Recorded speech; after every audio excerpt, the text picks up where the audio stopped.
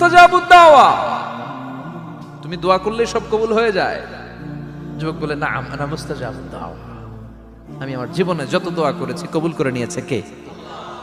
সব দোয়া কবুল করে নিয়েছে আল্লাহ, একটা দোয়া ছাড়া। কয়টা? আহমদ ইবনে হাম্বলের কৌতূহল, কিউরিসিটি আরো বেড়ে গেল। কি? সব দোয়া কবুল হয়েছে, একটা দোয়া ছাড়া। মাযালিকা দুআ ইয়া শাব, কি সেই দোয়া? যুবক এবার বলতে শুরু করলো, আমার জীবনে যে দোয়াটা আল্লাহ কবুল করে নাই সেটা হচ্ছে আমি আল্লাহর কাছে অনেক চেয়েছি, অনেক দোয়া করেছি যে আল্লাহ, শুনেছি এই জামানার সবচেয়ে বড় মুহাদ্দিস, তার নাম নাকি ইমাম আহমদ ইবনে হাম্বল।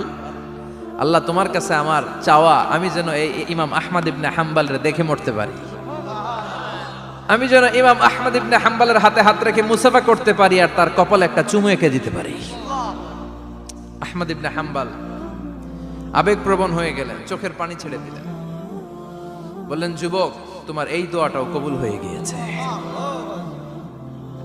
আহমদ ইবনে হাম্বলের দেখা সাক্ষাৎ পাওয়ার জন্য আহমদ ইবনে হাম্বলের বাড়িতে তোমার যাওয়ার দরকার নাই, আহমদ ইবনে হাম্বল তোমার দরবারে ছুটে এসেছে।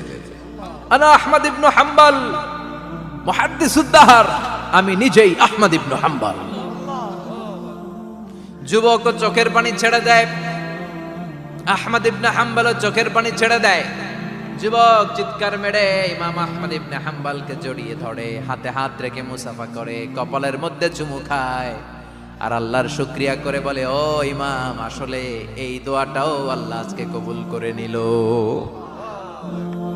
বিশ্বাস হয়? সবসময় ইস্তেগফার পড়লে আপনার দোয়াগুলোর এইভাবে কবুল করে নিবে কে?